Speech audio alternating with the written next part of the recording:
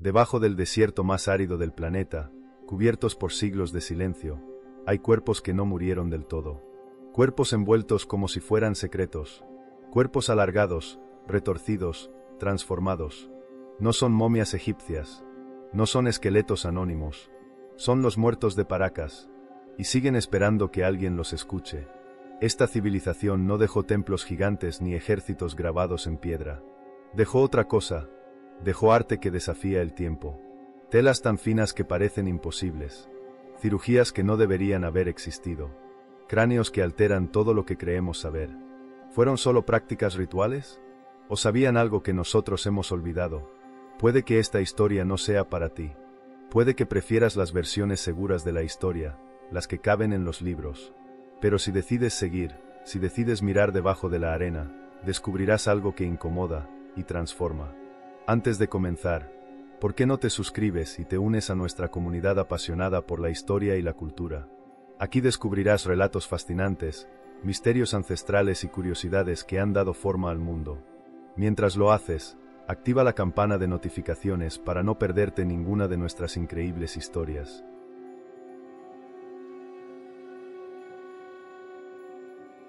Todo comienza en un lugar donde la vida parece imposible.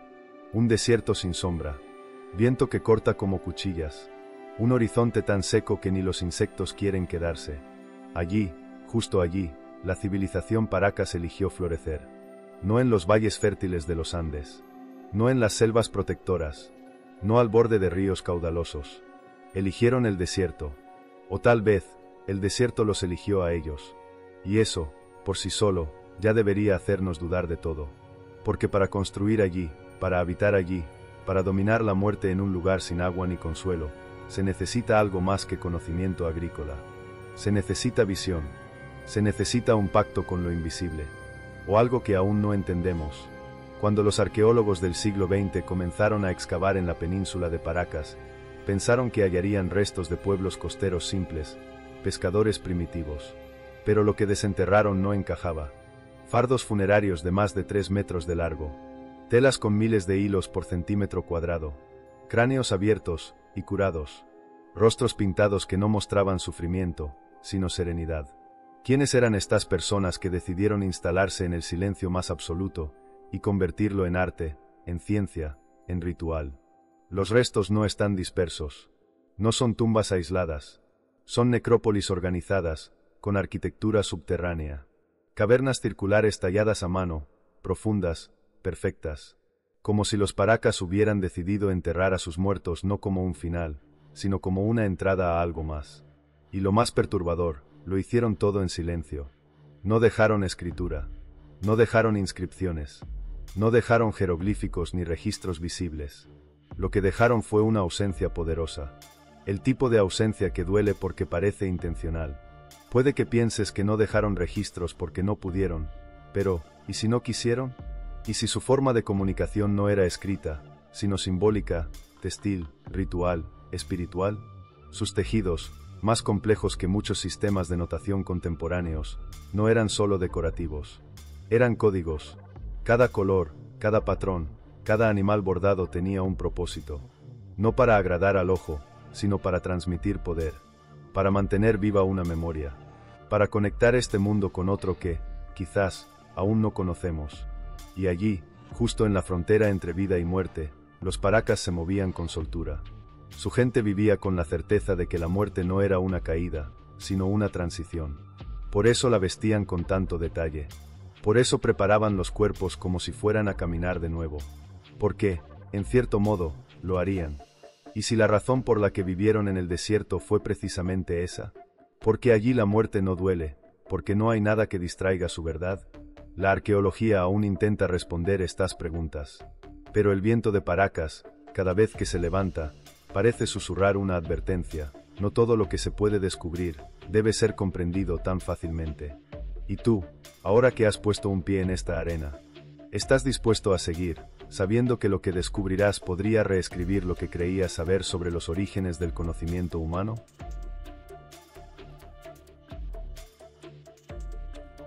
Las tumbas Paracas no son tumbas comunes. No son fosas, ni simples huecos con restos humanos. Son cámaras esculpidas con paciencia en el subsuelo. Son santuarios, cápsulas del tiempo, o algo más. Desde afuera parecen montículos insignificantes, cubiertos por siglos de arena costera. Pero al descender por sus estrechas entradas espirales, el aire cambia. El silencio se espesa. Y la oscuridad no es una ausencia de luz, es una presencia. Algo te observa. O tal vez, espera ser observado. Los arqueólogos que las descubrieron por primera vez en la península de Paracas no estaban preparados para lo que iban a encontrar. Más de 400 fardos funerarios, algunos de más de 2000 años de antigüedad. Cuerpos envueltos en hasta 300 metros de tela. Brazos cruzados, piernas dobladas, cabezas erguidas. Todos ellos, mirando hacia adelante. No hacia arriba, no hacia el cielo, hacia el futuro. ¿Y si los muertos Paracas no fueron enterrados como una despedida, sino como una advertencia? Cada fardo es una cápsula cuidadosamente construida.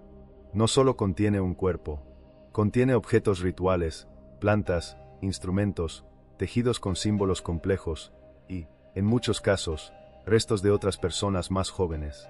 ¿Esos eran sus familiares? ¿Sus protegidos? ¿O eran ofrendas? Las respuestas, por ahora, se escurren como arena entre los dedos. Pero el detalle más inquietante está en la postura. Estos cuerpos no yacen. Están sentados. A veces con una expresión de paz. A veces con la mandíbula tensa.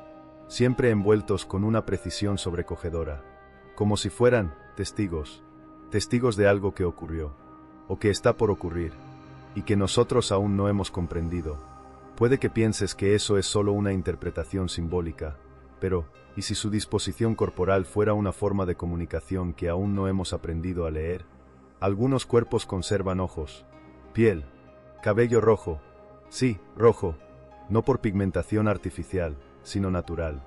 Cabello rojizo en cuerpos peruanos de hace más de 2000 años. Un detalle que aún hoy no ha sido explicado por completo. ¿Mutación genética? ¿Grupo externo? ¿Fenómeno ritual? Las hipótesis son muchas. Las certezas, escasas. Y luego están los entierros múltiples. Cuerpos superpuestos, no en desorden, sino con una lógica que aún desconcierta. Como si siguieran una coreografía funeraria. Una simetría que se repite como si respondiera a un código. Un lenguaje sin alfabeto. Un ritual sin traducción. Y ese código, hasta hoy, sigue oculto. Y si lo que nos incomoda de los Paracas no es lo que dejaron, sino lo que nosotros no sabemos interpretar, porque en un mundo obsesionado con el ruido, con la documentación, con la escritura, con la palabra grabada, los Paracas eligieron dejar mensajes sin voz. Tejidos, formas, disposición del cuerpo, códigos invisibles a quienes solo buscan fechas y cifras, pero evidentes para quien se atreve a mirar con otros ojos. Y tú, que ahora sabes que estas tumbas están más vivas de lo que parecen, ¿estás dispuesto a seguir bajando, sabiendo que lo que descubrirás después podría sacudir todo lo que aprendiste sobre la muerte y sobre la memoria? Porque estas tumbas no callan, solo esperan, y tal vez estén esperando por ti.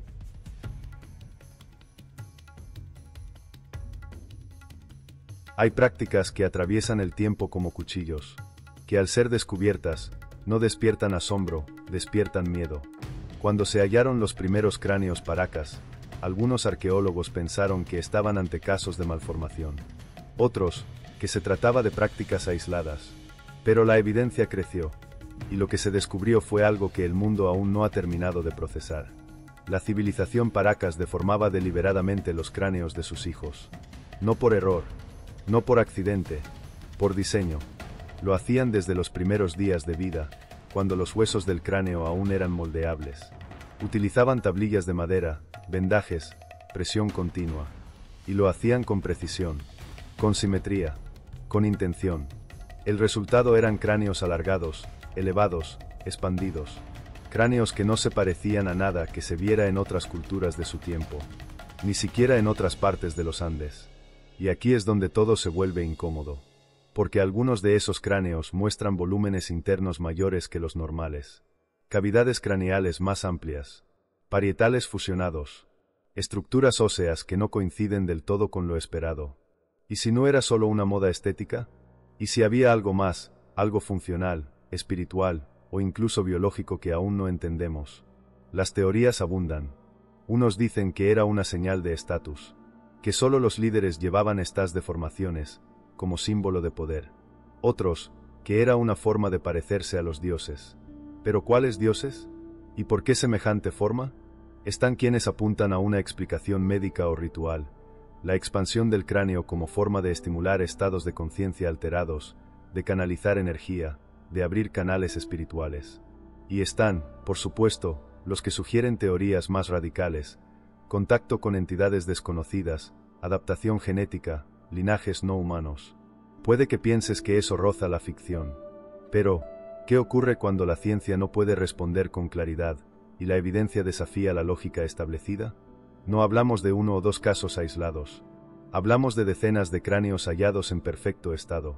Hablamos de patrones repetidos, de técnicas reproducidas a lo largo de generaciones. No es accidente, es legado. Y no solo eso, también se encontraron rastros de trepanaciones craneanas, intervenciones quirúrgicas en el cráneo de personas vivas, agujeros perfectamente circulares, en huesos que luego muestran signos de cicatrización. En otras palabras, sobrevivieron. Los paracas realizaban cirugías cerebrales antes de que existieran bisturíes de acero. ¿Cómo? ¿Con qué herramientas? ¿Con qué nivel de anestesia, de limpieza, de conocimiento anatómico? No lo sabemos, pero lo hacían, y con un éxito que sigue desconcertando a los investigadores actuales. ¿Y si lo que sabían sobre el cuerpo humano no era intuitivo, sino transmitido? ¿Preservado? ¿Regalado por una fuente que hemos perdido? Lo cierto es que la manipulación del cuerpo para ellos no era mutilación. Era un acto sagrado, una transformación, una marca que indicaba pertenencia a algo más grande, a una casta, a una memoria, a una misión. Y tú, que vives en un mundo donde el cuerpo es intocable, donde cualquier modificación genera escándalo, ¿estás listo para aceptar que, hace miles de años, hubo un pueblo que moldeó sus cráneos no para parecerse a nosotros, sino para parecerse a algo que nosotros no comprendemos aún? Porque esos cráneos siguen ahí, silenciosos, perfectos, esperando que alguien los mire, sin miedo.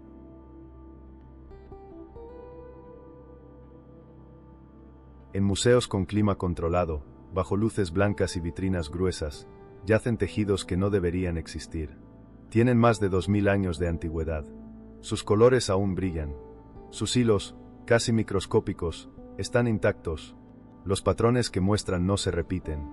Y su complejidad supera por mucho a muchas técnicas textiles contemporáneas. Son los mantos paracas, y no fueron hechos para vestir. Fueron hechos para proteger el alma. Los arqueólogos los encontraron envolviendo los fardos funerarios. Capas y capas de tela finísima, bordadas con símbolos, formas humanas y animales que parecen moverse, repetir secuencias, contar algo. No eran adornos, eran mensajes, pero no en nuestro idioma. Y si los mantos paracas no fueran arte textil precolombino, sino una forma de escritura aún no descifrada, el algodón y la lana utilizados fueron seleccionados con extremo cuidado. Los tintes vegetales, mezclados como fórmulas químicas avanzadas. Y el bordado, hecho con tal precisión, que algunos expertos aún no comprenden cómo fue posible sin herramientas metálicas finas, sin lupas, sin iluminación adecuada. En cada hilo hay un gesto intencionado. En cada color, un ciclo. En cada figura, un símbolo que no es solo lo que aparenta ser. Monstruos con ojos múltiples. Hombres con alas. Entidades que parecen flotar entre planos. Seres que sostienen cabezas. Espirales infinitas. Manos extendidas. Miradas sin pupilas. Puede que pienses que solo son representaciones simbólicas. Pero, ¿y si fueran fragmentos de visiones? ¿Mapas? ¿Advertencias? Hay algo más. Algunos patrones textiles paracas parecen coincidir con geometrías sagradas conocidas en otras culturas del mundo. Espirales áureas. Simetrías fractales. Disposiciones numéricas que remiten al ciclo lunar, solar, al calendario agrícola, y a otras cosas que aún no podemos nombrar. No es solo estética, es código. Pero aquí viene lo inquietante. Muchos de los mantos paracas están en colecciones privadas. No se exhiben, no se estudian, no se comparten. Algunos fueron vendidos en el mercado negro antes de que existieran leyes patrimoniales. Otros están retenidos por museos que no permiten su análisis profundo. ¿Por qué? ¿Es por su fragilidad? o porque temen lo que podrían revelar. ¿Y si uno de esos mantos contiene información que podría alterar nuestra visión de la historia? Algunos investigadores independientes creen que estos textiles funcionaban como portales simbólicos. Al envolver al difunto, el alma podía seguir un camino tejido, una ruta hacia otra dimensión. Otros creen que eran escudos vibracionales, usados para proteger al portador de fuerzas invisibles. Y otros, que contienen historias codificadas que aún no hemos sabido leer. Los paracas no dejaron escritura alfabética, pero dejaron esto, y tal vez, lo hicieron porque sabían que una palabra puede desaparecer, pero una imagen tejida en silencio puede sobrevivir milenios. Y tú, que vistes ropa producida en masa, que rara vez piensas en lo que llevas encima, ¿estás dispuesto a considerar que hubo un tiempo en que una tela podía ser un templo, una brújula, un libro, un conjuro? Porque esos mantos siguen hablando, solo que no a cualquiera.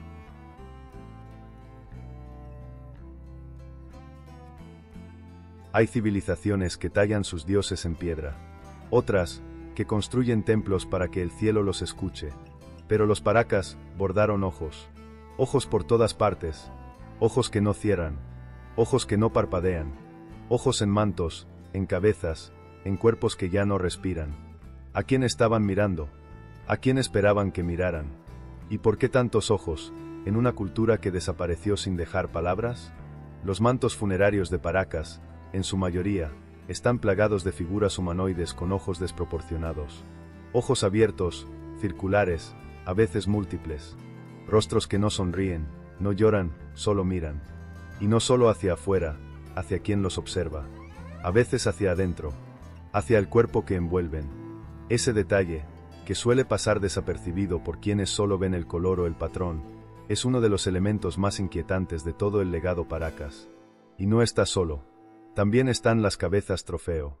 Sí, cortadas, modificadas, convertidas en objetos rituales, con la boca sellada, los párpados cerrados, los ojos arrancados.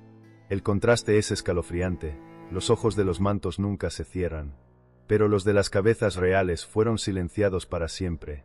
¿Y si los paracas creían que el alma entraba y salía por los ojos?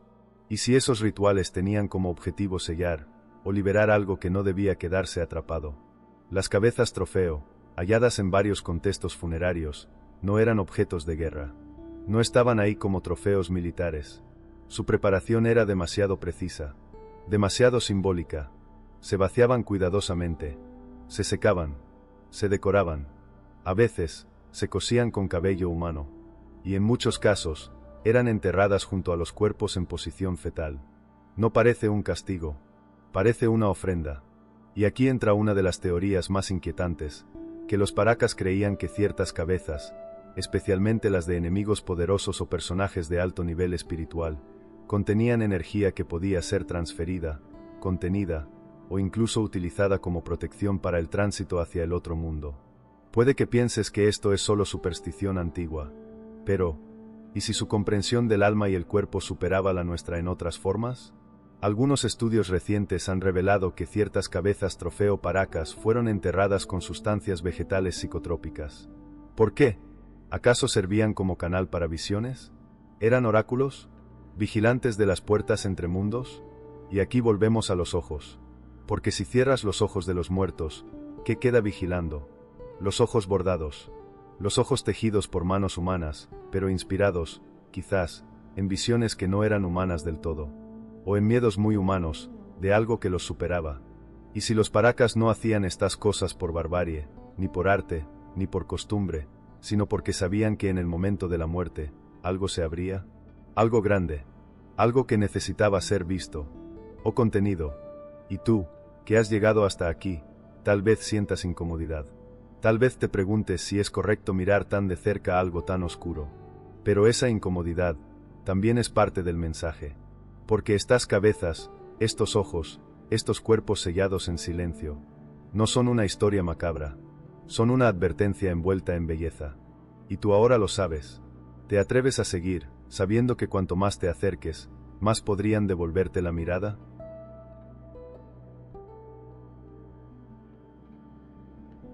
La costa peruana siempre ha estado ligada al desierto. Pero en la tierra de los paracas, el agua también era diosa.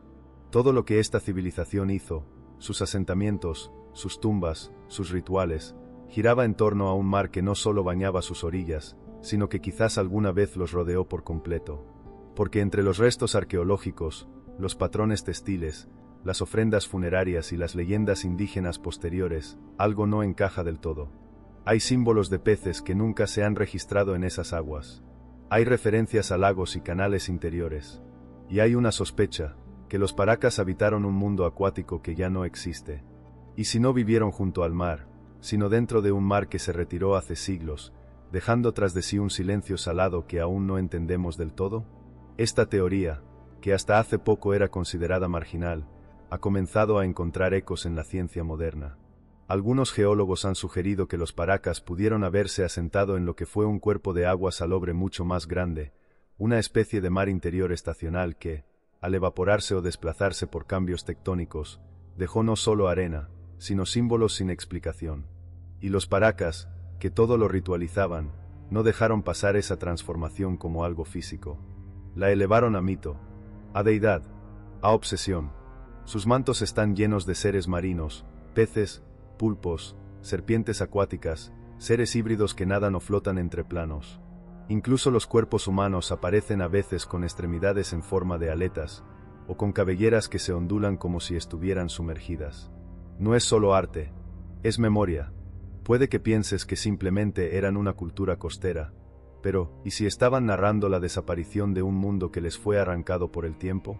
Los entierros también parecen reforzar esta teoría. Muchos cuerpos fueron posicionados como si navegaran, con los brazos hacia adelante, las piernas juntas, los ojos abiertos, como si se prepararan para un viaje acuático, no subterráneo. Incluso algunos objetos encontrados en las tumbas, como conchas no locales, redes miniatura, peces de cerámica, no parecen pertenecer al entorno inmediato, lo que sugiere relaciones más amplias con cuerpos de agua internos o rutas ahora perdidas. Y aquí entra el mito. Según relatos recopilados siglos después por pueblos andinos vecinos, existía una creencia de que el mar se había enojado con los hombres, que una gran agua cubrió la tierra, y que cuando se retiró, solo los sabios sabían cómo leer su memoria. Los paracas, tal vez, eran esos sabios. Y si eso es cierto, ¿qué más sabían sobre los ciclos del planeta? ¿Qué entendían sobre el agua, la evaporación, el cambio climático antes de que existieran esas palabras? Hoy, mientras el mundo enfrenta sequías, inundaciones y desequilibrios ecológicos, los mantos paracas, cubiertos de olas bordadas, peces sagrados y ojos que miran bajo el agua, parecen más que arte. Parecen advertencias. Advertencias tejidas por un pueblo que vio cómo el mar desaparecía, y decidió recordarlo para siempre. Y tú, que habitas un mundo donde el agua empieza a escasear, ¿estás dispuesto a escuchar lo que los paracas gritaron en silencio, cuando el agua se fue, y la arena lo cubrió todo?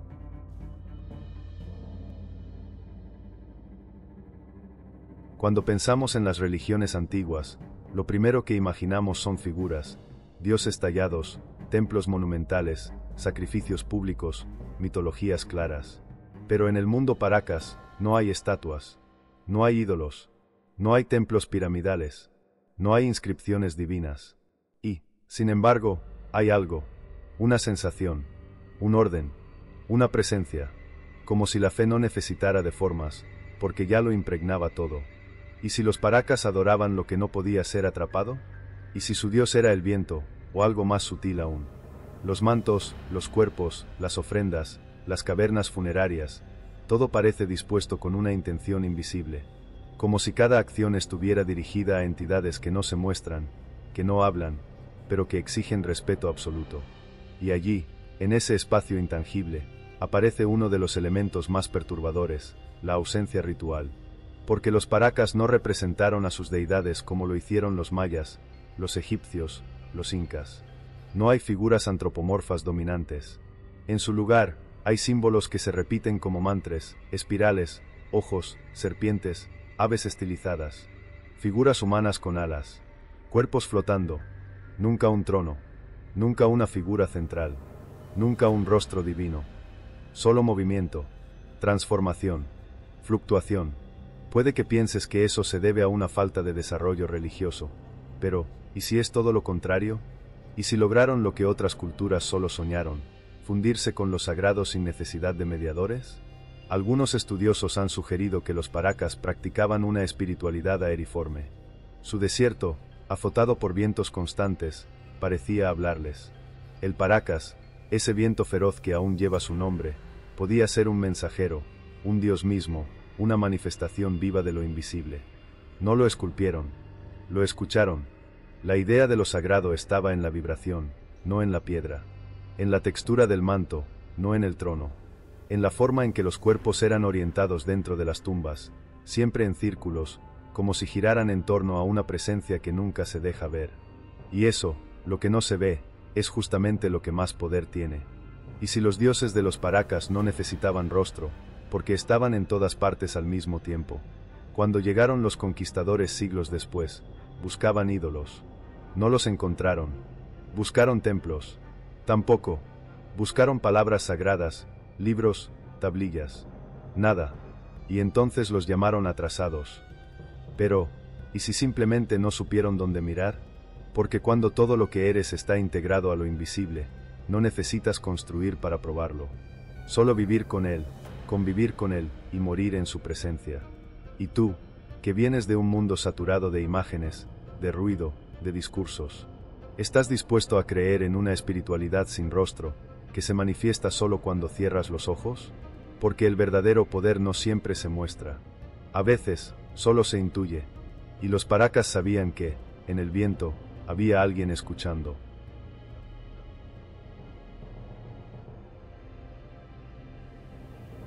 Cuando los arqueólogos excavaron la región costera del sur peruano, encontraron primero a los Nazca.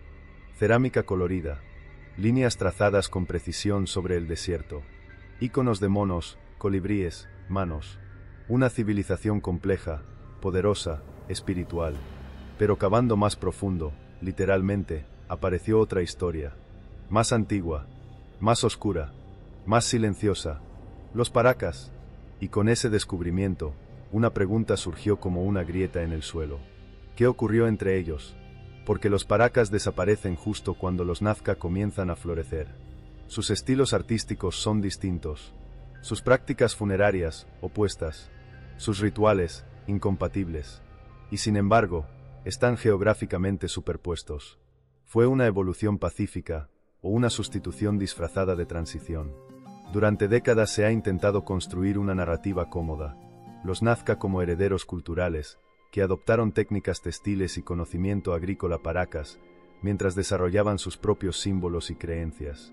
Pero esa explicación, aunque elegante, no resiste del todo. Porque cuando una cultura hereda algo, lo honra, lo preserva, lo transforma sin borrarlo. Y lo que ocurrió aquí se parece más a un silenciamiento. Los mantos paracas desaparecen. Las cavernas funerarias dejan de usarse. La práctica de deformación craneal se detiene. Las cabezas trofeo, también. Y en su lugar, aparecen figuras más amables, más caricaturescas, más digeribles. Los símbolos de los Nazca parecen decir, aquí no pasó nada. Pero sí pasó. ¿Y si los Nazca no heredaron, sino que reemplazaron? ¿Y si la transición fue más profunda y más dolorosa de lo que nos atrevemos a aceptar? Algunos estudios recientes en genética y estratigrafía apuntan a una continuidad parcial de linajes humanos, pero no culturales. Eso sugiere que la gente paracas no desapareció físicamente, pero su mundo espiritual fue apagado. ¿Qué pasó con sus rituales? ¿Sus textiles sagrados? ¿Su lengua? ¿Sus dioses sin rostro? Todo eso se perdió. Y tú sabes que cuando algo desaparece tan completamente, no es casualidad, es intención. Y aquí aparece la verdadera pregunta incómoda.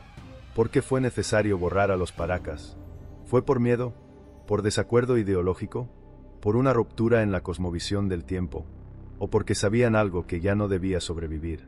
Quizás los Nazca, al fundar una nueva forma de espiritualidad más visible, más entendible, más amable a los ojos del futuro, estaban tapando una herida que no querían volver a abrir. O tal vez, estaban obedeciendo. ¿Y si algo que vino del cielo les indicó que ya era hora de cerrar el ciclo anterior?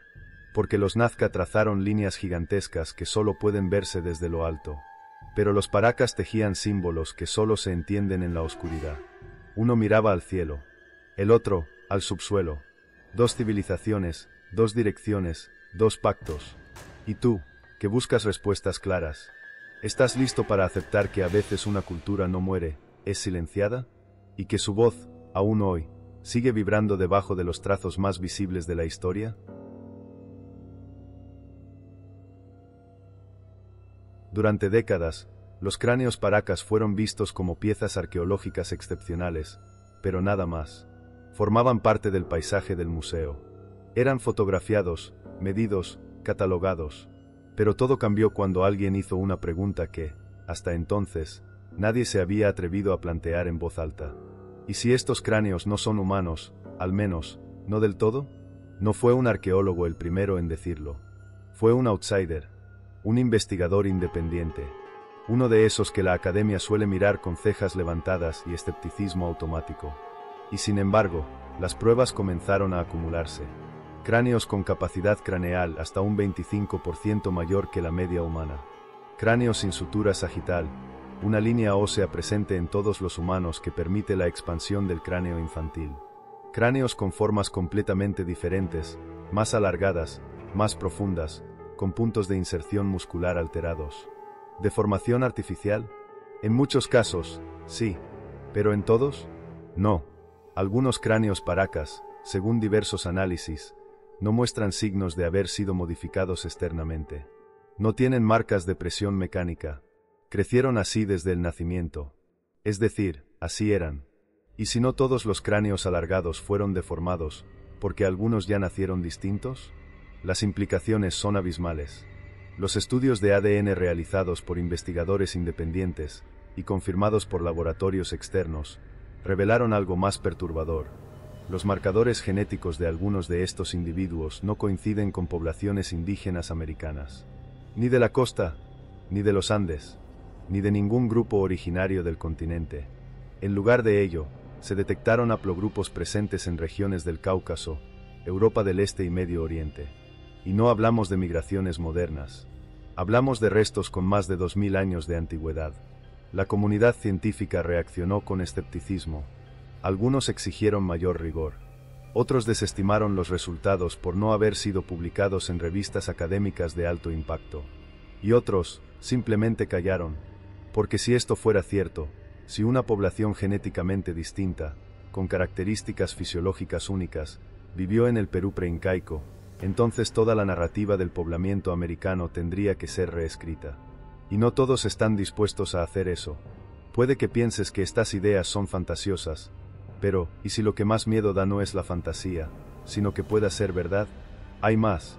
Algunos cráneos presentan incisiones que parecen haber sido hechas con instrumentos de precisión desconocidos para la época. Y otras trepanaciones muestran niveles de recuperación ósea tan altos que sugieren técnicas quirúrgicas avanzadas, o algo aún más desconcertante, una resistencia biológica distinta. ¿Qué se hace cuando las pruebas desafían todo lo que se ha enseñado? La mayoría de las veces, se ignoran. Por eso este capítulo es también un llamado, no solo a ver los huesos, sino a escuchar lo que aún no se quiere escuchar. Porque si hubo una población en Paracas con características fisiológicas, genéticas y espirituales distintas, si alguien vino, vivió, enseñó y desapareció, ¿estamos dispuestos a mirarlos como parte de nosotros, o seguiremos relegándolos al rincón de los tabúes científicos? Y tú, que estás leyendo esto, ¿qué harás con la información que has recibido? ¿La desecharás porque es demasiado? ¿O abrirás la puerta, aunque al otro lado no haya certezas, sino preguntas más grandes que tú mismo? No está en los libros de historia. No aparece en los catálogos oficiales de museos. No se menciona en las exposiciones internacionales sobre culturas precolombinas. Pero existe. Un manto Paracas, auténtico, completo, y jamás exhibido. Fue encontrado, según registros parciales, en la década de 1920, durante una de las primeras grandes excavaciones dirigidas por Julio Cetello, el padre de la arqueología peruana. En los informes iniciales, fue descrito brevemente como inusualmente complejo, visualmente perturbador, y no alineado con los patrones tradicionales paracas. Luego, desapareció. Nunca fue mostrado al público. No fue incluido en los listados de piezas prestadas a museos extranjeros. No se sabe si está en una colección privada, en manos del Estado, o, si fue ocultado deliberadamente. ¿Y si ese manto no encajaba con la narrativa? ¿Y si revelaba algo que haría demasiado ruido para una historia que prefiere mantenerse en silencio? Los rumores entre curadores y conservadores hablan de una pieza inmensa, con símbolos completamente distintos a los habituales. No figuras estilizadas de animales o hombres. No patrones geométricos repetitivos, sino imágenes nunca antes vistas en el corpus textil andino. Algunos testigos, pocos y con miedo a declarar oficialmente, hablan de formas aladas, seres compuestos, estructuras similares a mapas estelares, de símbolos idénticos a los hallados en otras culturas del planeta, y de algo aún más provocador, una figura central con una forma humanoide y una cabeza desproporcionada. El parecido con los cráneos paracas es innegable, pero este no es un hallazgo aislado, no es una falsificación, no es una teoría de Internet, es una pieza real, y nadie quiere hablar de ella. Puede que pienses que no se exhibe por razones de conservación, pero, ¿y si no se exhibe porque desafía lo que se enseña en las universidades, lo que aprueban los gobiernos, lo que están dispuestos a creer los museos? Algunos intentos de pedir acceso formal a este manto han sido rechazados sin justificación. Otros han sido respondidos con evasivas: no está disponible, se encuentra en restauración permanente, no está priorizado. Y así, el manto se convirtió en mito. Pero los mitos, como sabían los paracas, siempre contienen una verdad. ¿Está guardado en una bóveda del Museo Nacional? ¿Lo tiene un coleccionista extranjero en París, Berlín o Nueva York? ¿Se lo ocultó el propio Tello por temor a que su contenido destruyera sus propias teorías? No lo sabemos, pero lo que sí sabemos es esto: hay una pieza que falta, y esa ausencia pesa más que 1000 descubrimientos. Y tú, que has llegado hasta aquí, que has sentido la arena, los huesos, los ojos bordados, los cráneos imposibles, ¿estás preparado para aceptar que el manto más importante de todos es el que nunca se quiso mostrar?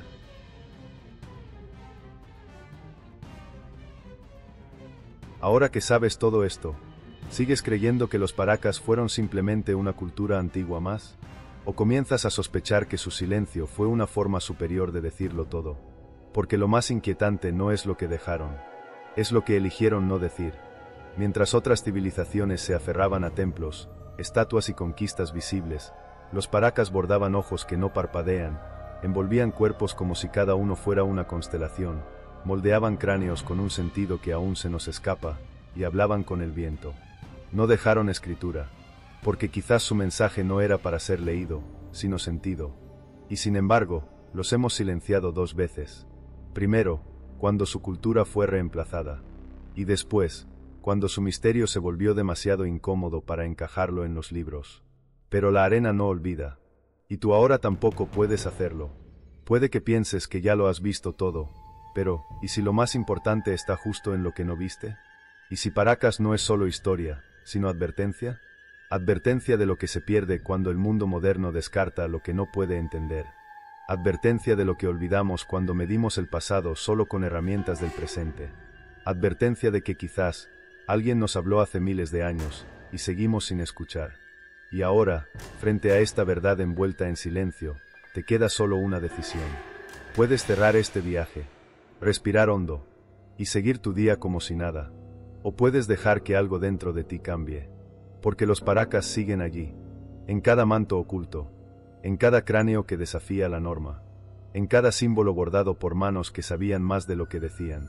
Y tú, que los has escuchado por fin, serás quien continúe su voz o quien vuelva a enterrarla en la arena del olvido. La decisión, esta vez, ya no es de ellos, es tuya.